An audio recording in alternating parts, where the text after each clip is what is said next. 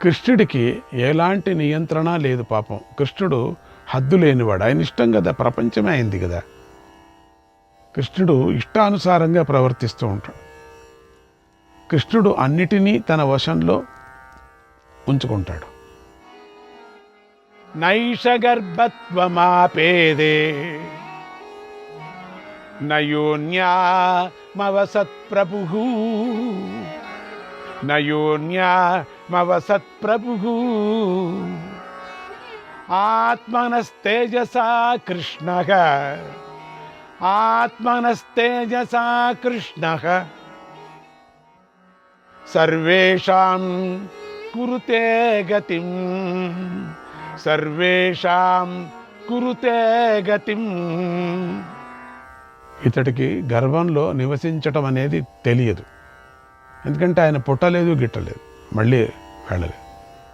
ఎప్పుడు స్వయంభూ, ప్రపంచమే ఆయన. ఇదంతా ఆయన ఆకారం. ఈ ఆకాశమంతా ఆయనే. మనమంతా ఆయన గర్భంలో ఉన్నాం, మనమందరూ ఉన్నాం. ప్రపంచమంతా ఒక్కడే. అట్లా మనమంతా లోపల ఆడుకుంటున్నాం, తిరుగుతున్నాం. ఇక్కడే ఏదేదో ప్రపంచాలు కట్టుకుంటున్నాం, ఇక్కడే యుద్ధాలు ఆడుకుంటున్నాం, ఇక్కడే బాధపడుతున్నాం. అంతా ఇక్కడే ఆయన గర్భంలో అంతా ఉన్నాం మనం. స్వామి అయోనిజుడు, ఆయన ఎవరికి పుట్టలేదు. శ్రీకృష్ణుడు ఆత్మ తేజస్సు చేత అందరికీ ఉత్తమ గతిని కల్పిస్తాడు. నీటి బుడగ పుట్టి నీటిలోనే లీలమైనట్లుగా, బుడగ ఎక్కడి నుంచి పుడుతుంది?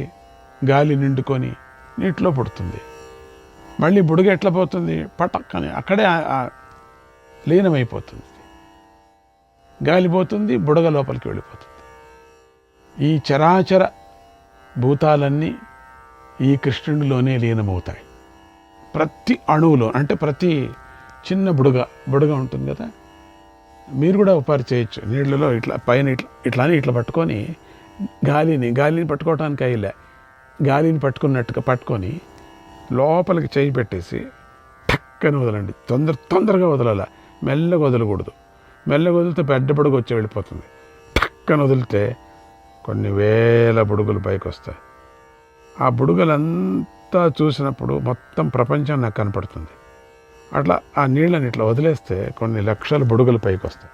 నీటి బుడగ పుట్టి నీటిలోనే లీనమైనట్లుగా ఈ చరాచర భూతాలన్నీ ఈ కృష్ణుడిలోనే లీనమవుతాయి. అన్నీ అట్లా లీనమైపోతాయి. అన్ని గ్రహాలు పైకి వెళుతున్నా అట్లా అయిపోతాయి. అన్నీ లీనమైపోతాయి. ఎక్కడ పోతున్నాయి? బ్రహ్మాండంలో లీనమైపోతున్నాయి కృష్ణుడిలో. ఈ కృష్ణుడి తత్వాన్ని చెప్పటానికి ఎవరికీ సాధ్యం కాదు. అందుకని చిన్నగా ఇట్లా చెప్పానంతే మీకు. ఈ పరమాత్మ కంటే సమస్త విశ్వంలో వేరుగా ఉన్నది ఏదీ లేదు. అయం తు పురుషో బాలః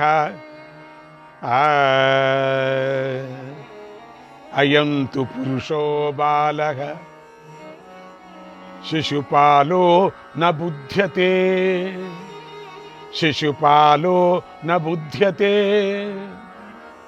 సర్వత్ర సర్వదా కృష్ణం సర్వత్ర సర్వదా కృష్ణం తస్మాదేవం ప్రభాషతే. బాలుడైన శిశుపాలుడు ఈ విషయాన్ని తెలుసుకోలేదు. అందువల్ల అన్ని చోట్ల ఎల్లప్పుడూ కృష్ణుడి గురించే ఇలా వ్యతిరేకంగా మాట్లాడుతూ ఉంటాడు. ఎందుకంటే తెలియని వాళ్ళు దేవుణ్ణి దూషిస్తారు, తెలిసిన వాళ్ళు దూషించరు.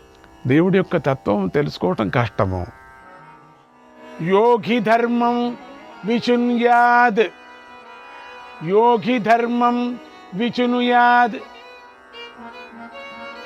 ఉత్కృష్టం అతిమాన్ నరః స వై పశ్యేద్యథా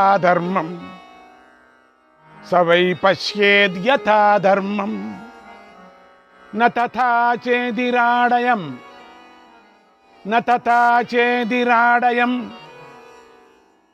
ఉత్కృష్టమైన ధర్మాన్ని వెతికే బుద్ధిమంతుడే ధర్మాన్ని చూడగలుగుతాడు. కానీ ఈ చేదీ రాజైన శిశుపాలుడు మాత్రం చూడలేడు. అంత ఘోరాత్ముడు.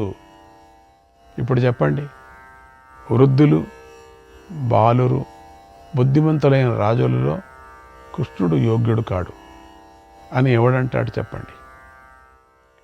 ఇంతగా కార్యక్రమాన్ని చేశాడే, ఇంత మహిమను చూపించాడే, అటువంటి వాడికి మొదటి అర్ఘ్యం ఇవ్వటంలో తప్పేముంది?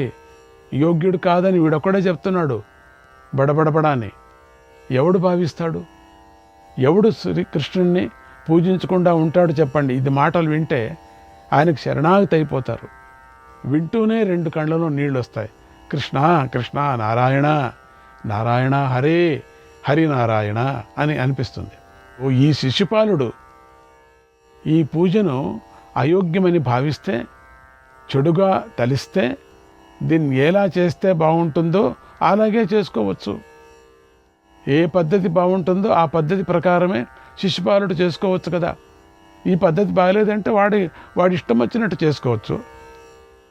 దీన్ని ఎందుకు అడ్డం పెడుతున్నాడు ఇది బాగలేదని అని నిండు సభలో తన విస్తృతమైన ప్రసంగాన్ని ముగించాడు. విస్తృతంగా భీష్మ పితామహుడు అత్యద్భుతంగా ముగించాడు. ఈ అధ్యాయాన్ని భీష్మ వాక్యం అంటారు. ఇందులో అనేక విషయాలు చెప్పబడ్డాయి. భగవంతుడి అవతారాలు చెప్పబడ్డాయి.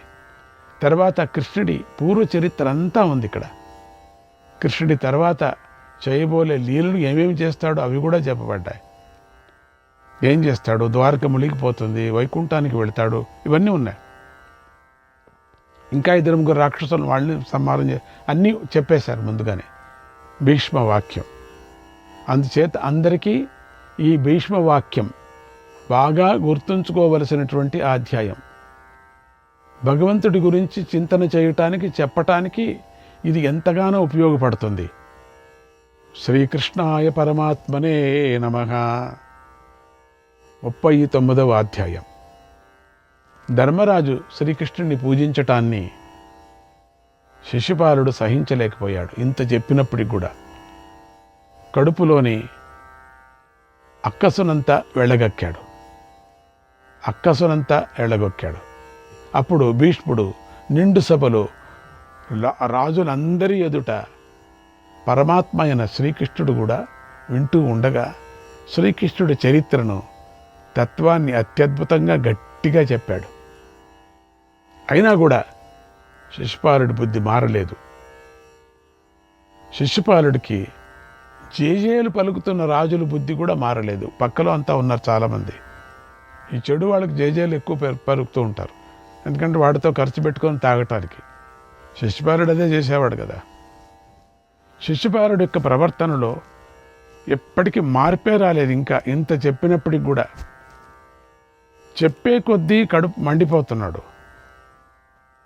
చెప్పే కొద్దీ కడుపులో ఎక్కువ గ్యాస్ట్రిక్ ప్రాబ్లం ఎక్కువైపోతున్నది. ఆ రాజుల ప్రవర్తనలోనూ మార్పు రాలేదు. పోనీ వాళ్ళకన్నా వస్తుందంటే వాళ్ళకు మార్పు రాలేదు. అక్కడే కూర్చొని ఉన్న సహదేవుడు గమనించాడు. సహదేవుడు గొప్ప శ్రీకృష్ణ భక్తుడు.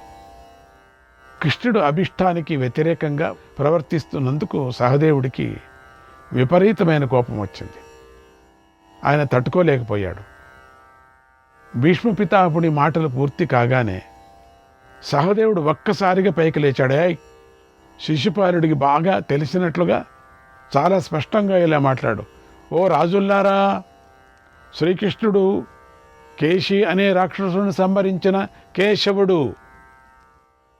ఆయన పరాక్రమానికి మరొకరితో పోలిక లేదు.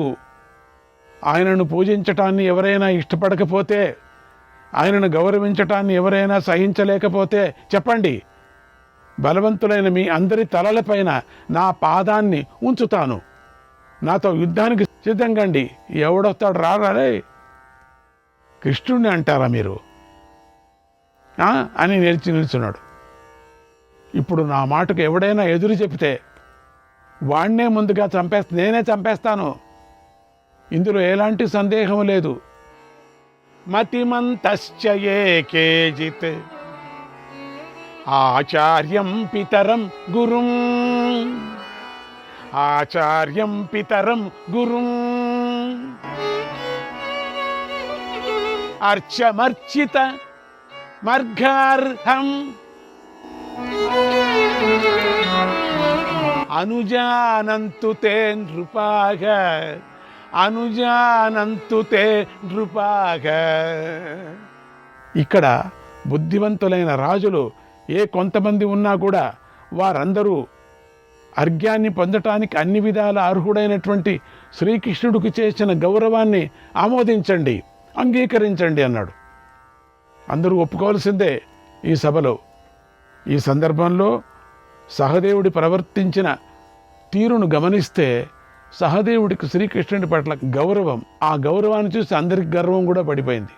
శిశుపాలుడి గర్వం ఉండింది కదా, ఆడికి వాడి రాజులందరికీ కూడా ఒక మాదిరిగా ఇంకా గర్వం ఎక్కువైపోతున్నది. ఇక్కడ శ్రీకృష్ణుడి పట్ల ఉండేటువంటి గౌరవ మర్యాదలు, భక్తి, పూజ్యభావము, ఆయన సాక్షాత్ భగవంతుడే దృఢమైన నమ్మకం ఎంత గొప్పగా ఉన్నాయో మనకు తెలుస్తాయి. అలాగే కృష్ణుడు తల్లి, తండ్రి, గురువు, బంధువు, పూజకు అర్హుడు అని కూడా లోకానికి చాటబడింది. కనుక బుద్ధిమంతుడైన వాడు శ్రీకృష్ణుడి భగవంతుడని తెలుసుకుంటారు. అదే నిజమైన బుద్ధి. భగవంతుడిని ద్వేషించటం బుద్ధిమంతుడికి లక్షణం కాదు అనే సూక్ష్మం సహదేవుడి మాటల ద్వారా వ్యక్తమైంది. దీనిని మనం గ్రహించాలి. అంతటి నిండు సభలో సహదేవుడు తన పరాక్రమాన్ని చూపించేసరికి అక్కడ బుద్ధివంతులు, బలవంతులుగా చెప్పబడిన రాజుల్లో ఏ ఒక్క రాజు కూడా ఒక్క మాట కూడా మాట్లాడలేదు. అందరూ భయపడ్డారు. అప్పుడు సహదేవుడి శిరస్సుపై పూలవాన కురిసింది. ఆ సమయంలో అందరికీ వినిపించేలాగా సాధు సాధు, బాగు బాగు అనే అదృశ్యవాణి అక్కడ వినిపించింది. అదృశ్యవాణి వినిపించింది. సరిగ్గా ఆ సమయంలో భూత భవిష్యత్తులను చెప్పేవాడు, సకల సంశయాలను తీర్చేవాడు, సకల లోకవేత్త అయిన నారద మహర్షి అందరూ వింటూ ఉండగా శ్రీకృష్ణుని గురించి ఇలా అన్నాడు. కృష్ణం కమలపత్రాక్షం, కృష్ణం కమలపత్రాక్షం నార్చయిష్యంతి యే నరాగ, నార్చయిష్యంతి యే నరాగ జీవన్ మృతాస్తు తే జ్ఞేయాః, జీవన్ మృతాస్తు తే జ్ఞేయాః న సంభాష్యాః కదాచన, న సంభాష్యాః కదాచన. కమలపత్రాల వంటి కన్నులు గలవాడు శ్రీకృష్ణుడు. ఆయనను పూజించని మానవులు బ్రతికి ఉన్న మరణించినట్లుగానే భావించాలి. అటువంటి వారితో ఎవ్వరూ కూడా మాట్లాడకూడదు అన్నాడు. ఇదొక అద్భుతమైన శ్లోకం. ఇందులో నారద మహర్షి కృష్ణతత్వాన్ని తెలిపాడు. తర్వాత సహదేవుడు అక్కడ ఉన్న బ్రాహ్మణ క్షత్రియుల గొప్పదనాన్ని, విశేషాలను తెలుసుకొని ఎవరెవరిని ఎలా గౌరవించాలో వారందరినీ శాస్త్రవిధి ప్రకారంగా గౌరవించాడు. తాను చేయవలసిన ధర్మాన్ని పూర్తి చేశాడు. అది చూసి శిశుపాలుడు సహించలేకపోయాడు. ఇంకా ఎక్కువ కోపం వచ్చేసింది. కృష్ణుడికి గౌరవం దక్కుతుందని అతడికి కడుపు మంట ఎక్కువైపోయింది. అక్కడి రాజులతో ఇలా అన్నాడు. ఓ రాజులారా, నేనేమి సేనాపతిని, మిమ్మల్ని నడిపించేవాణ్ణి, నేను గెలిపించేవాణ్ణి అని బాగా తెలుసుకోండి. నేనే సేనాధిపతిని. ఇంత జరిగాక ఇంకేం ఆలోచిస్తున్నారు? లేవండి, పైకి లేవండి. రాజులందరినీ ఆజ్ఞ పెడుతున్నాడు. అందరూ లేయండి, లేచి కత్తులు పట్టండి, నడవండి, ముందుకు నడవండి. యాదవులను, పాండవులను ఎదిరిద్దాం, యుద్ధంలో పడగొడదాం అని ఉత్సాహపరిచాడు. అందరినీ ప్రోత్సహించాడు. ధర్మరాజు యొక్క యజ్ఞానికి విఘ్నం కలగాలని రాజులతో మంతనాలు చేశాడు. అప్పుడు శిశుపాలుడి మాటలకు ప్రభావితులైనటువంటి శిశుపాలుడి సైనిక గణాలన్నీ కోపంగా బయటికి వెళ్ళాయి. వారందరూ ధర్మరాజుకు అభిషేకం జరగకూడదు, కృష్ణుణ్ణి గౌరవించకూడదు అని అరిచారు. ఈ యజ్ఞం ఆగిపోవాలా, పట్టాభిషేకం జరగకూడదు, ధర్మరాజుకి రాజు అవ్వకూడదు, కృష్ణుడికి అగ్రపూజ జరగకూడదు అని అరుచుకొని కొంతమంది అంతా బయట వెళ్ళిపోయారు. సహదేవుడు నిర్మోహమాటంగా ఎలాంటి తేడా లేకుండా సూటిగా తన నిర్ణయాన్ని చెప్పటం వల్ల, గట్టిగా పట్టుబట్టడం వల్ల రాజులందరికీ విపరీతమైన కోపం వచ్చేసింది. స్నేహితుల ఓదార్పులను వారు లెక్క చేయలేదు. చాలామంది ఓదార్చారు, పోండిలేండి, కూర్చోండి, తర్వాత చూసుకుందాంలేండి, ఎందుకులేండి, మీరు కోప్పడద్దండి, ఎందుకులేండి అంతా కూర్చున్నారు. కూర్చోండి. నోటికి దొరికిన మాంసపు ముక్క దూరమైపోతే సింహాలు ఎలా దుఃఖిస్తాయో వారు అలా దుఃఖించారు, మాకు పూజ జరగలేదే అని. సింహాలు ఎలా గర్జిస్తాయో వారు అలా గర్జించారు. రాజులందరూ ఒక చోటికి చేరటంతో అక్షయబల సమూహం అయిపోయింది. అదంతా కూడా అట్లా అయిపోయింది. అది హద్దులు లేకుండా అయిపోయింది. రాజులు కలిసిపోయి అక్కడ ఒక పెద్ద సముద్రంలాగా కనిపించారు. అంతా ఒక చోట కలిసిపోయారు రాజులందరూ. శిశుపాలుడి మాట వింటూ అలా అందరూ కలిసి తన మీద, పాండవుల మీద వారు అంటే కారాలు మిరియాలు అంటామే నూరటాన్ని చూసి వారు యుద్ధానికి సిద్ధంగా ఉన్నారని శ్రీకృష్ణ పరమాత్మ గ్రహించాడు. శ్రీకృష్ణాయ పరమాత్మనే నమః. 40వ అధ్యాయం. రాజులందరూ శిశుపాలుడి ప్రేరేపణతో ఒకటైపోయారు. అంతా ఒకటైపోయారు. యాగసభలో సుడిగాలిలాగా సంచరిస్తున్నారు, సముద్రంలాగా ఘోషిస్తున్నారు, రోషంతో కదులుతున్నారు. వారందరినీ ధర్మరాజు చూశాడు. ఇంద్రుడు బృహస్పతితో మాట్లాడినట్టుగా భీష్ముడితో ఇలా మాట్లాడాడు. ఓ పితామహ, ఈ రాజులందరూ ఒకటైపోయారు, సముద్రంలాగా ఘోషిస్తున్నారు, రోషంతో ఊగిపోతున్నారు. నేను ఇప్పుడు ఏం చేయాలి, నువ్వే చెప్పు. నేను ఏమి యుద్ధానికి నిలుచుందనా, ఈ యజ్ఞానికి నిలుచుందనా? రాజుగా నన్ను చూస్తారు, రాజుగా నేను అలంకారం చేసుకున్నా, యజ్ఞం దగ్గర కూర్చున్నా, యుద్ధానికి నేను కత్తి తీసుకున్నా. ఏం చేయాలా చెప్పు పితామహ, నువ్వు చెప్పు, ఏం చేయాలా? నాకు తోచటం లేదు.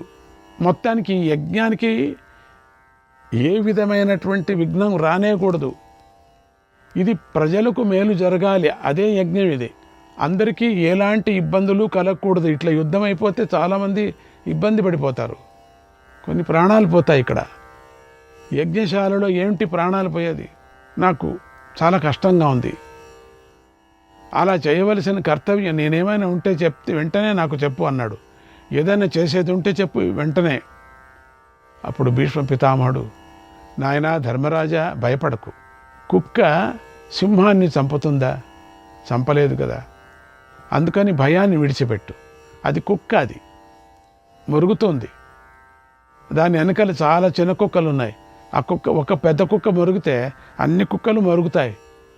అన్ని వీధుల్లో కుక్కలు మురుగుతాయి, సూరూరికే మురుగుతాయి, ఏం తెలియదు వాళ్ళకు. అది ఆపితే అన్నీ ఆపేస్తాయి. అట్లా కుక్కలు మురగటం అనేది ఇదేనే. నువ్వు పారి అడిగావు కదా పితామహ, చిన్నప్పుడు కుక్క మురగటం అంటే ఏమిటిని? ఏకలవ్యుడి బాణ సంధ్య చేసినప్పుడు నువ్వు అన్నావు కదా శబ్దభేది విద్యలో, అప్పుడు అడిగావు కదా ఒక కుక్క అంటే ఏమిటని చెప్తానులే ఒకపారి అన్నాను కదా, జ్ఞాపకం ఉందా? చూసావా? ఇదే కుక్క మరగటం అంటే. చిన్నప్పుడు ఏదో జ్ఞాపకం చేసుకొని చెప్తున్నాడు.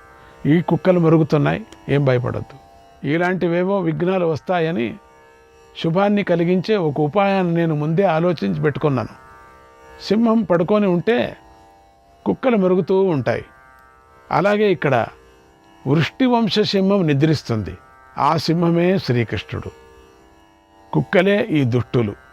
అందుకే మీరు వీళ్ళంతా మరుగుతున్నారు, వీళ్ళందరూ మరుగుతున్నారు. ఇంకెంతసేపు? కొంచెం ఓపిక పట్టు. సింహం మేల్కొనే వరకే కుక్కలు మరుగుతూ ఉంటాయి.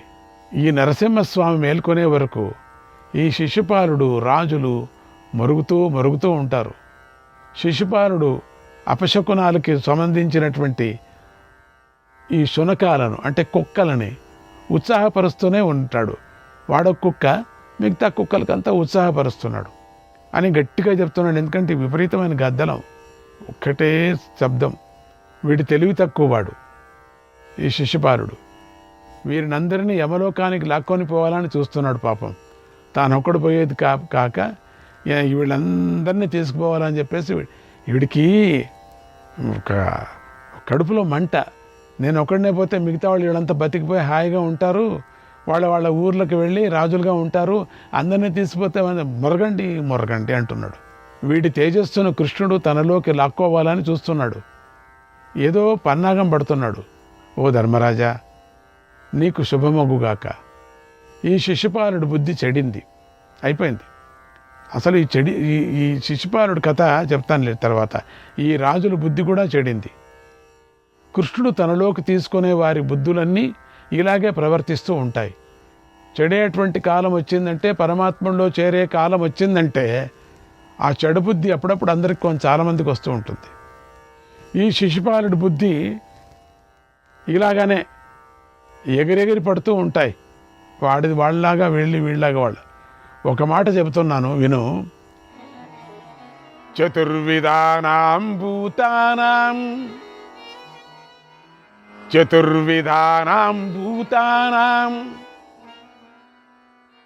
త్రిషు లోకేషు మాధవక ప్రభవశ్చైవ సర్వేషాం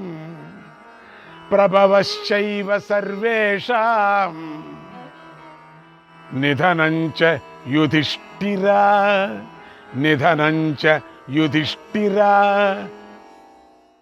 ఓ ధర్మరాజా, 3 లోకాలను ఉన్నటువంటి 4 రకాల ప్రాణులకు కూడా పుట్టటానికి గిట్టటానికి మాధవుడే కారణం. శ్రీకృష్ణాయ పరమాత్మనే నమః.